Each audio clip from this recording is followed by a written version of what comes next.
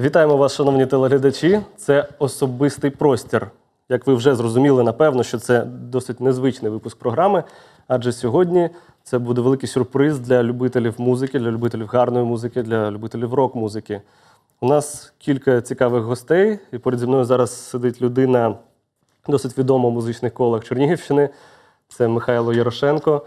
Він є музикант, гітарист і знавець творчості гурту Uriah Heep. Він має велику колекцію дисків, і він є, напевно, єдиним в Україні офіційним членом британського фан-клубу цього гурту.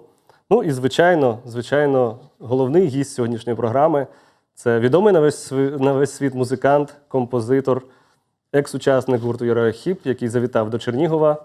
Я скажу англійською. Ladies and gentlemen, won't you please welcome Ken Hensley, Mr. Ken Hensley, the world-famous musician, composer, and former member of legendary Uriah Heep. So how are you here? How do you feel to be in Chernihiv? It's not your first time, it's your second time maybe, yes? No, it's not my first time, but I'm very happy to be here. I've been looking forward to this tour very much for a long time. I was originally supposed to come here back in February or March, but that was cancelled.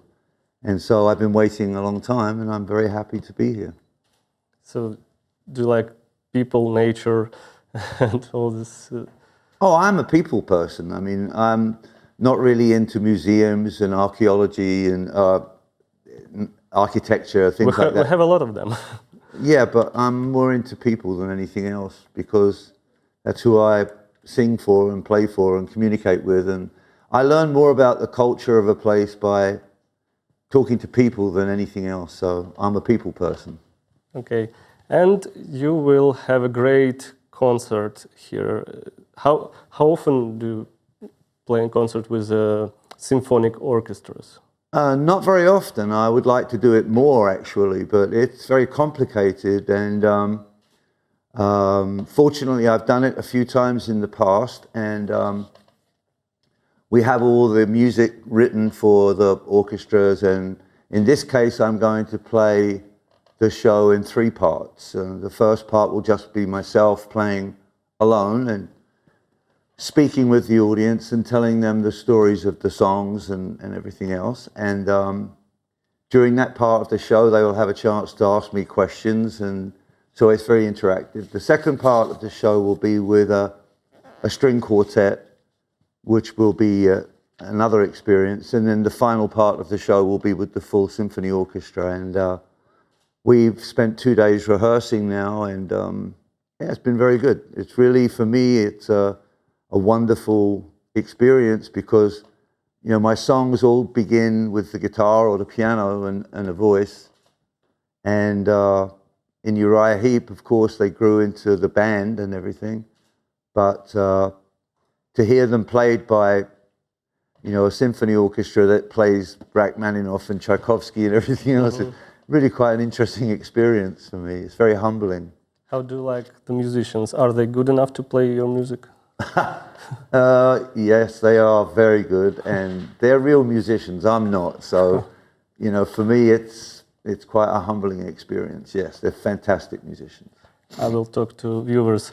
Я хочу нагадати, що 28 жовтня у Чернігові велика музична подія. Це грандіозний концерт Кена Хенслі з симфонічним оркестром. Я сподіваюся, що всі там зустрінемось, і я думаю, що вам дуже сподобається. Okay, let's talk about you as a personality, because the program name is The Personal Space. So, okay. I want to ask you about your childhood. As I know, you grew up in religious family, yes? And probably you got a strict Victorian upbringing. Yes, that is correct, yes. As I know, you played an organ in church, yes?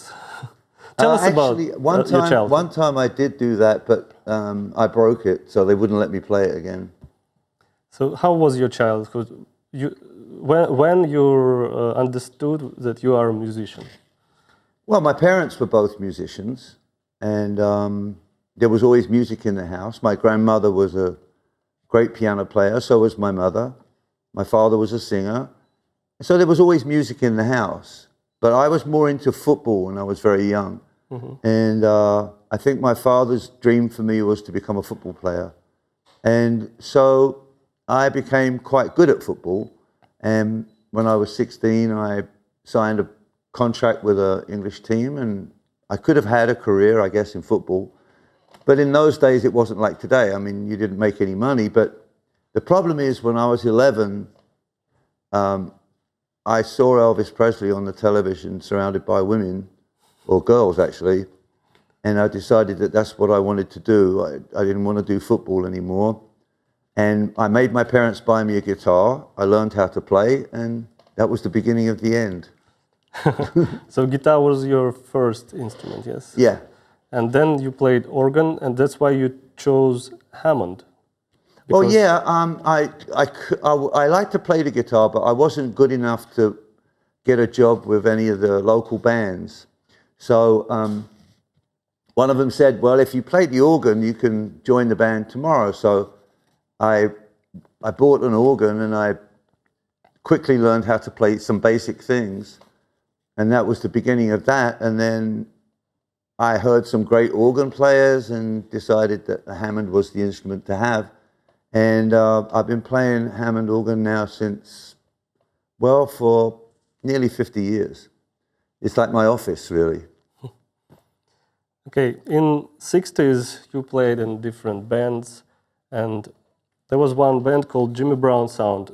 I think there's no recordings of that band, or maybe. No legal ones, no. What kind of music was it? It was soul. It was confused, really. It was kind of a cross between pop and a white guy's attempt at playing soul music. And we didn't really have a specific musical direction, and we didn't have our own songs. We played only other people's songs. So it was just a show band, really, more than anything else, with no particular direction. But it was another step for me. And then you chose rock and roll music after the soul. Yeah, I liked, the first band I really was motivated by was The Who. I saw them play some shows in the late 60s, and I really loved the energy and the rebellion. And so I wanted to move in that direction, and I found some other musicians, and we kind of started to write songs and play them loud and in a very noisy way. And then you joined the band called Spice, and then they renamed it into Uriah Heep. So your Uriah Heep period, the great period, starts. And the first album you were playing with Heep was very heavy, very humble, yes? And but I think, if I'm not mistaken, it was the first album where you just played. But the first album in which you acted as an author, it was Salisbury, yes?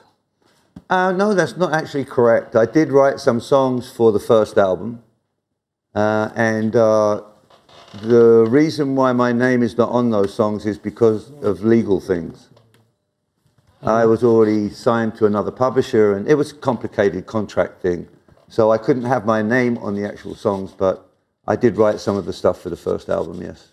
Mm-hmm. But the Salisbury is maybe completely yours album. Well, I began writing a lot, and so every time we made an album, I went to the studio with 10 or 12 songs, and so it's obvious that most of the songs on all the albums were mine. And remember, in the days of vinyl, you only could put like a maximum 8 or 9 songs on an album, so it was a very different world. And there is a song, the legendary hit called "Lady in Black," which the whole world still singing with you Yes. till this time. What inspired you to write this song? What was the message? What was the story? Maybe how did you write this song? Well, I remember the morning when I started to write the song. We were touring. Uriah Heep was touring in England, and we had played a show somewhere in the north of England, and we were staying in a horrible bed and breakfast place, and I woke up in the morning and I opened the curtains and I looked out of the window and I saw this person walking up the street, and it was a girl, and she was dressed in black, and she had long hair, and because it was England, of course, it was raining and windy, and I don't know why, I just picked up my guitar and I began to imagine she was coming to see me, and my imagination just took over from there, and she became this kind of like a guru, really, somebody that I sat with for advice and shared stories with. So she went from being an ordinary person walking in terrible weather in England to being the hero of the song. And honestly, I wrote the song for this album, for Salisbury, and I never imagined then that I would still be singing it, 50 years later. So or 45 years later, but it's a big shock to me that I'm still singing the song, and that so many people know the song and they sing the song with me and everything. So it's amazing. It's really just one amazing story in my whole journey, really. And it actually, I always tell people that if you want to make money in the music business, you just write a song with 2 chords and a chorus with no words in it, because this is simple and everybody understands it, and everybody in every country in the world can sing, it's no problem. Maybe remind us some chords, just a few of them. I'll try. Yeah, the 2 chords in the song, wait, I have to reach in.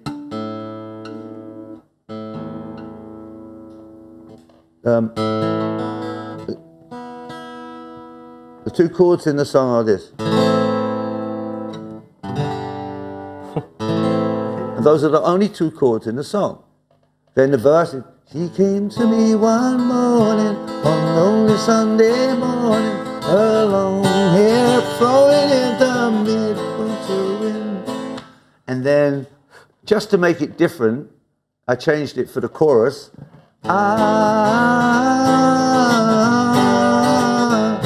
So everybody sing along.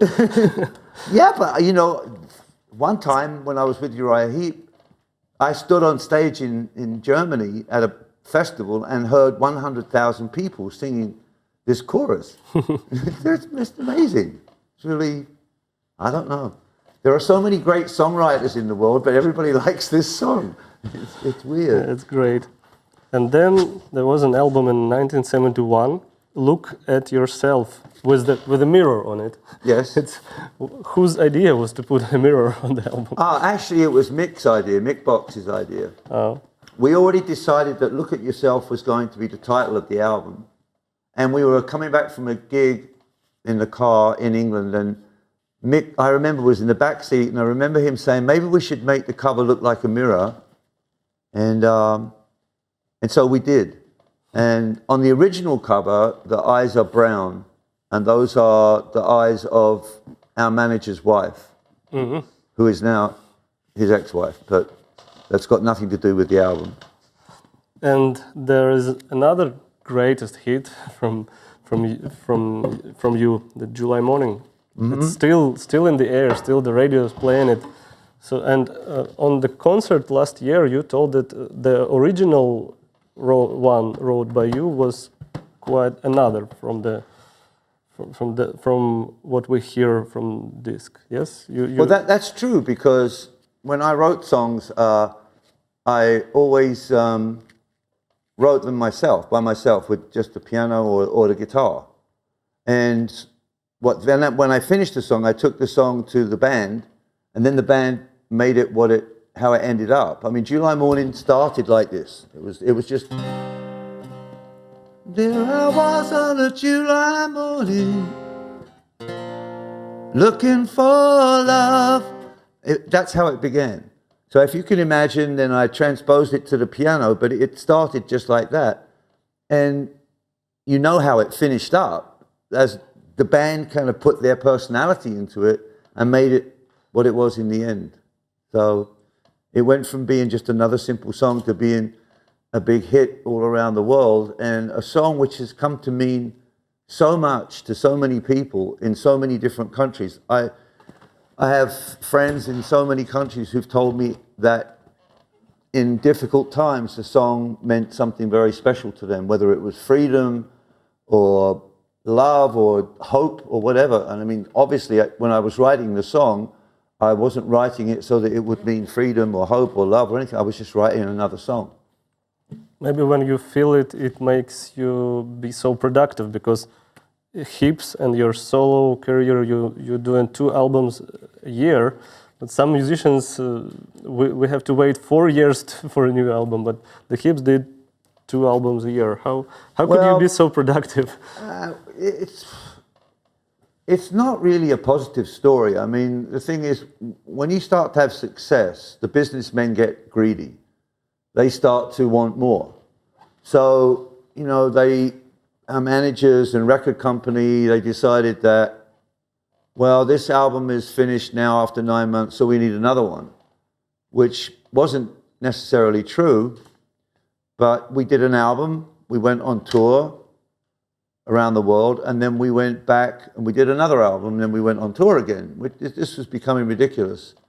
And it's a lot of pressure for me as a writer to just keep coming up with new songs. So I wasn't always happy with the songs which we recorded because I didn't have time to really polish them or make them perfect. Yeah, we were recording an album every 10 months approximately, and that's not good.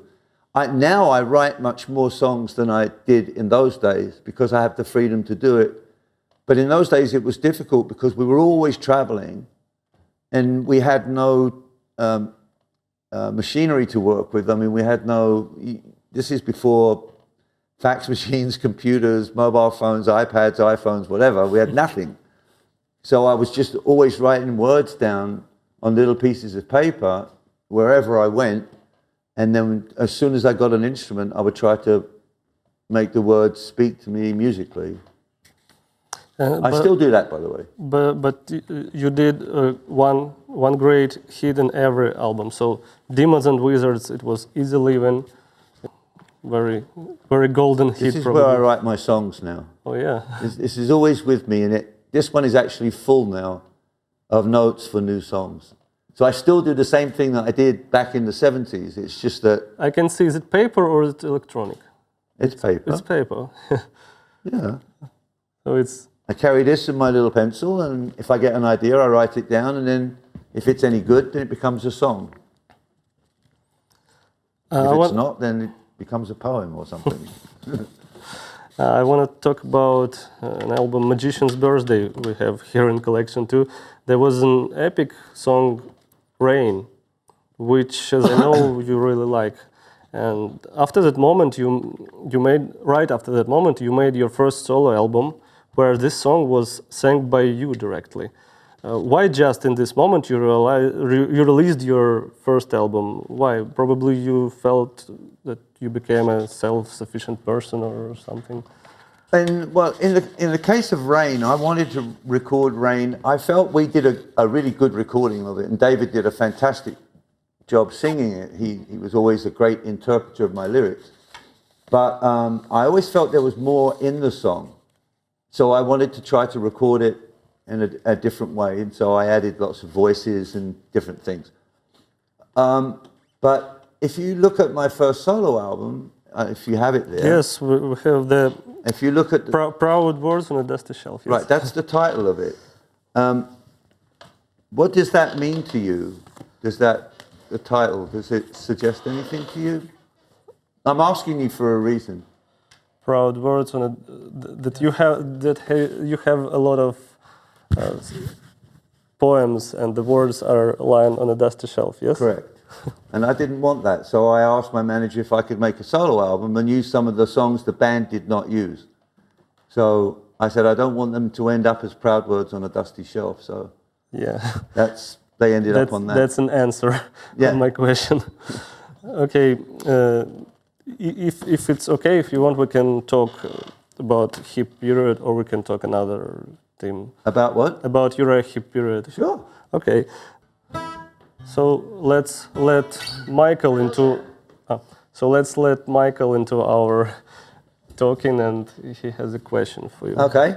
Ну, я хочу сначала хочу сказать о том, что о человеке всегда можно много говорить и много чего только рассказывать, но я бы хотел сказать о Кене, как вот говорить, как говорится, вот его все, что он сделал. Это очень огромнейшая работа, которую он, начиная с 70-х годов, и до сих пор творит человек. Это просто, как говорится, уже говорит о том, что это человек, композитор, как музыкант и композитор, очень серьезный. Вот. А вопрос хотелось бы задать такой, как родители относились к тому, когда узнали, что Кен будет заниматься музыкой? Они это приветствовали или не хотели? Well, I was always a mother's boy, and so my mother always protected me, but my father got mad at me because I turned away from football and turned to music, and unfortunately I had to leave home when I was 16. And so for 7 years I didn't really see my family, and this was a big price to pay, but it was only the beginning of a big separation. You know, success has a price, and part of that price is that you are separated always from people and things that you love, and you have to dedicate everything to your career. So my family, my brothers and my sister were okay, very young, but my mother was protecting me, but my father was angry, and so I had to go on my own. Okay, back to your music legacy.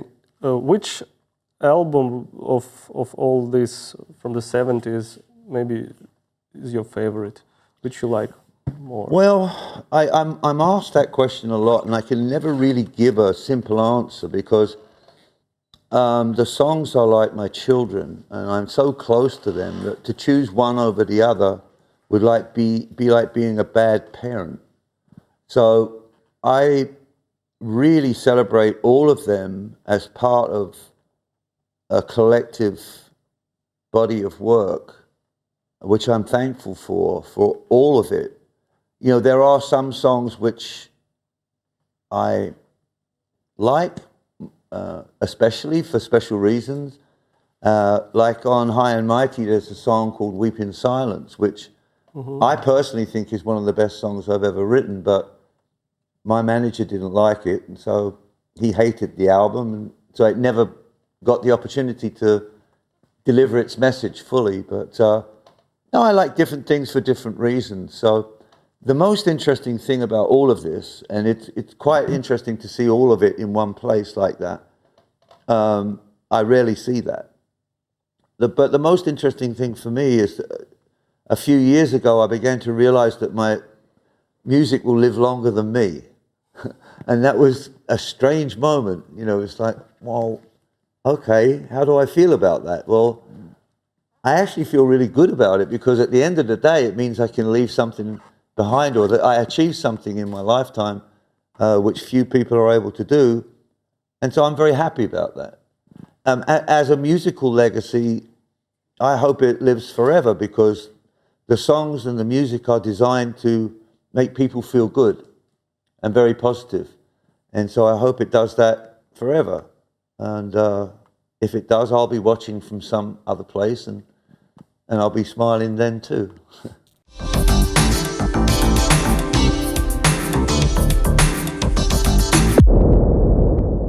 Well, 1977 was the album Innocent Victim, which has a song called Free Me. What was the message?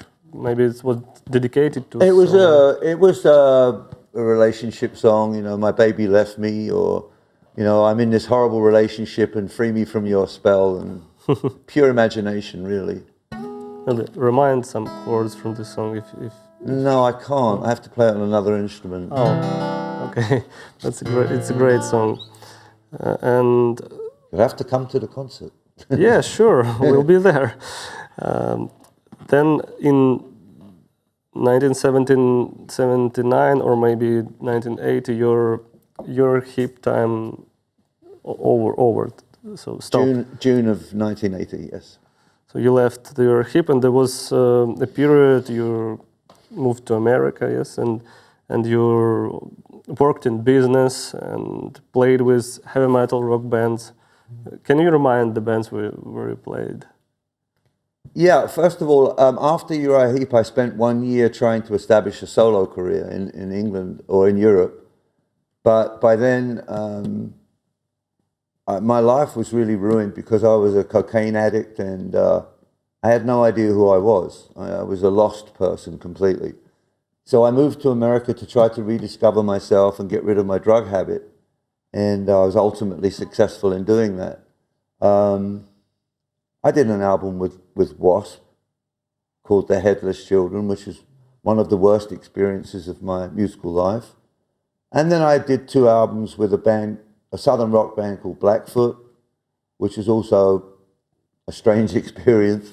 I think really I was trying to replace everything I missed from Uriah Heep, but I couldn't do it. It's not possible to replace that kind of thing. And I did an album with Cinderella and produced a few people before I finally moved back to Europe. And your first solo album after Uriah Heep was called Free Spirit. So Yes. you felt yourself free, or no? I didn't. I wanted to believe that I did, and I wanted other people to believe that I was. But really, I wasn't a free spirit. It was just a brave statement to try to convince myself that I was actually free. And I still don't understand why there's a red shoe flying through the air on the cover of that album. I don't know if you have it there, but there's for some reason or other, the record company. This one. Oh, yes, the red shoe. There's a red shoe flying through the air, and I have no idea why it's there at all. Okay, we can talk a lot of time about your music because, as we said before, There's lots of it. Yes, and you were very productive with your solo albums. Maybe can you tell us a few words about Blood on the Highway? It was kind of autobiographic. Well, I was working on my book, which was an autobiography, and the idea came to me to write an album about the career of a rock musician in the 70s. And so I started to, just think about it and write songs about various topics and aspects of that life. It was impossible to cover everything, but it's kind of chronological from the beginning all the way through to the last dance, to the end. And I like the album. I think it tells the story in an interesting way. And it is based on my own experience, so it is kind of autobiographical. But I'm sure there's lots of other musicians from that time that could probably tell a similar story. Which animals your favorite? Это то есть какие животные? Да.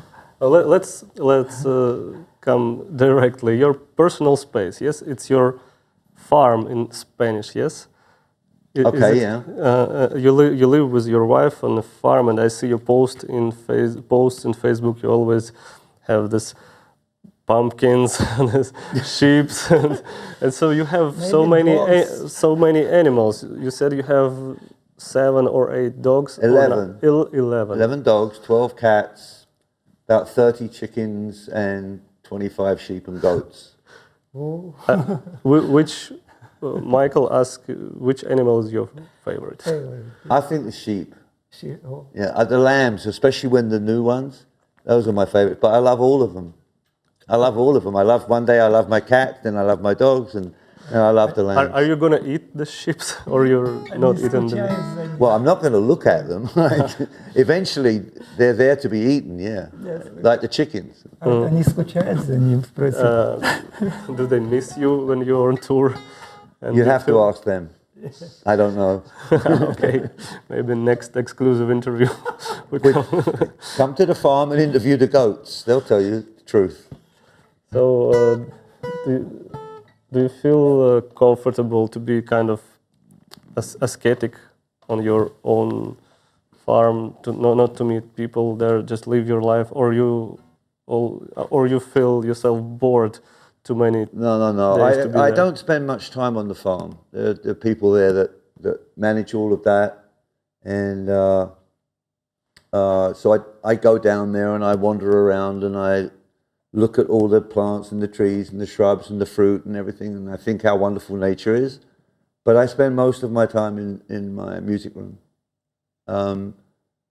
Except when there's football on television or Formula One, then I spend that time in front of the television. But most of the time I'm in the music room, either working on business or at the piano or with my guitar, because that's where I'm most comfortable, that's where I'm happiest. Do you have hobbies? You do, I think. No, I don't have a hobby. I have other interests. Like I said, I'm very interested in football, and I follow football, and I love Formula One. So those are my two other main interests outside of music. And I do everything I can to make sure that things on the farm and things at home are okay. But really, to tell you the truth, I'm happiest when I'm playing, and especially if I'm playing live in front of an audience, then I'm really happy. You get the energy from people. I don't know. I think it's what I was born to do. I think that I was born to write songs and to perform. And when I sit on stage and I see people's faces, their reactions to the songs and the smiles and the tears and everything else, you know, there is no way to describe how great that feels, that I'm able to do something because of this great gift I have from God, that I'm able to do something that temporarily changes the way people feel, or impacts them or affects them. This is such a great privilege and such an honor. And I'm always very excited about it, always. So you said that you like Formula, and did you try some speed car, maybe kart or something? Do you like to put the engine, Not now, no. accelerator? But when I was young and rich and stupid, yeah, I drove race cars in those days. Yes. Yeah. You maybe see a picture or two at the concert. Okay. I'm not going to say anything else, but you maybe will see a picture of me driving my race cars Okay, in the concert. we'll try to find maybe on internet, or it's exclusive. Just you will It's in my autobiography. Oh, But at the concert on the 28th, you might see some pictures. may I ask you to play something because we're coming to the end of the show. So not the song, but some to make the mood for all the people who are watching us.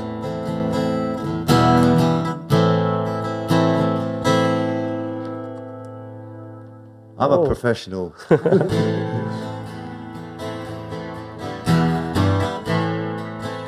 Do I have to say goodbye? In a couple of minutes.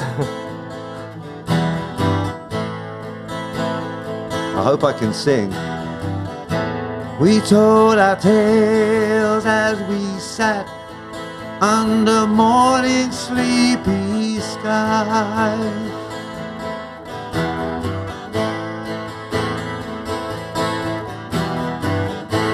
With all the colors of the sunrise shining in our eyes.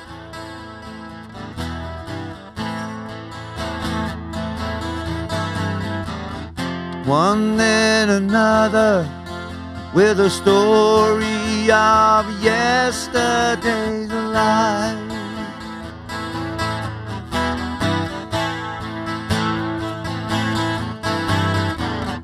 Or of a lover who had gone in a moment of strife.